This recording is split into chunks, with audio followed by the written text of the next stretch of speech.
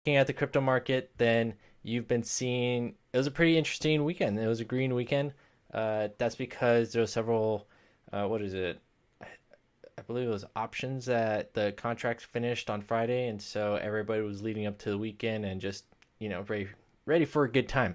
But some really Party. cool news is that if you are interested in music festivals, Decentraland. We've been talking about Decentraland over the last couple weeks. Decentraland is a virtual reality world. It's a metaverse, and in there you are able to use what's called mana as their currency and interact with other people in real world time, making real world transactions with them. Now, this has been growing over the last year, and the value of their properties, their parcels, have gone up into the millions. And so now we're looking at more events, more big players jumping in, and they're going to be trying to create the next big space. And the very first music festival is coming out. Um, it's going to be happening next week on Sunday. It's going to be at 6 p.m. UTC time, and it's going to be the first one ever. They're going to be giving out NFT prizes. I imagine any NFT that's going to be collected on there and held is going to increase in value over time, seeing that this is the first one. This is super exciting. If you guys have any questions on how you're going to do it, look into my YouTube channel, because what I might do is I might go through the step by steps on what you need to do in order for you to get into this music festival. And so I'm super excited about that. I hope to be, pumping my fist in my room, enjoying a music festival in my own metaverse, in my own room. And so um, Got all your meta friends there, like yes, yes. I have friends Hey, now. what's Like, up, I have guys? friends. They all think exactly like me. That's right, Jerry. You accept me uh, uh, That's funny. so that's gonna be really cool. From there, we're gonna just look into the Cardano roadmap. Now, Gujin, this is they go through processes in how Cardano is going through its phases. We're currently looking at the Gujin, and I might be completely pronouncing that incorrectly, but what this is they're coming to the finalization of their smart contracts and being able to have real world applications being used onto them. And from this is great news. They're already testing it out, I believe, and we're looking at the price. I've been reading a bunch of analysts say right now is the ride or die. It's either gonna take off huge, hit $3, potentially $5, or it's gonna die. I don't think it's gonna die, but if it has a potential of making a huge bull run, I want to ride that one to the moon. And so smart contracts are coming out. We have been talking about Cardano for as long as this podcast has been alive. So, way 3 weeks ago. And so this is going to be really cool.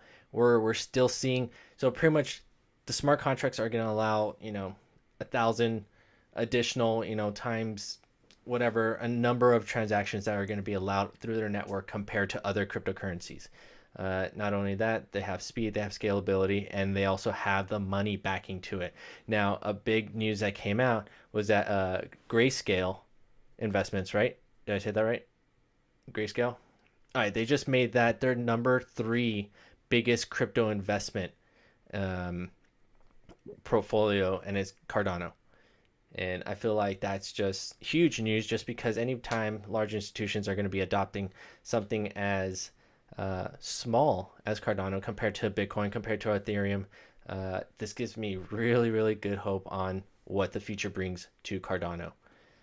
Uh, with that, we're also going to go and look into Ethereum. So Ethereum does enter its test now when it comes to the fork happening with Ethereum 2.0, and it's soon to be utilized, potentially they're saying by the end of 2021 and possibly pushed to the beginning of 2022.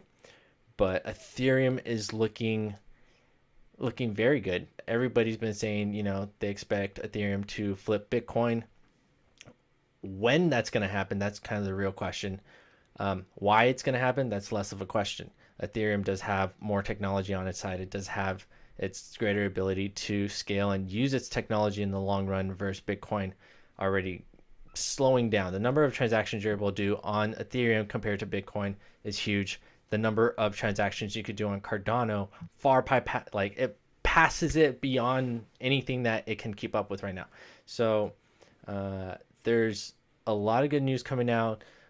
We're seeing doubt in these technologies. Maybe I don't know if we're seeing doubt, but there's always doubt when it comes to these latest technologies just implementing themselves and becoming real. So the more we get into these testing phases, the less we see, I guess, that crunch or that anxiety and the potential of, okay, maybe this won't work. But if you're looking at the Ethereum price, we stayed above 2,200 this last weekend, which it kept its momentum right now. Today, I think we just saw like a 5% dip, still staying above 2,200, and I'm looking at a pretty hopeful couple weeks. It's going to be very interesting. I definitely suggest you guys start doing some heavy research on what indicators would push into the bear market, because right now there's some big moves, big players who have been putting money, for example, $1 billion worth of Bitcoin that was transferred into exchanges. But the last time this happened was 3 months ago, right before the last all-time high. And so you got to look for the breadcrumbs. You got to look for the areas that where the big whales move. When whales move, money gets made, and they're playing on a different game, and I'm watching closely. So that's the crypto news for today. We're gonna be coming back tomorrow with even better news, and we'll even keep going on to see what it would take to get onto a music festival. So join us tomorrow for that crypto section. Jeremy? Josh, will you have a song that you'll be singing at this festival?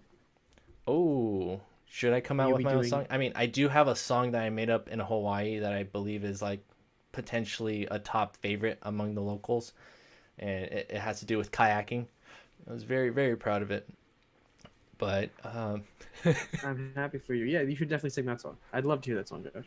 I'd probably make a remix of like, make a head bopper. But I don't think it's how all music festivals work. Some music festivals are, tried and true instruments, cultural indie stuff.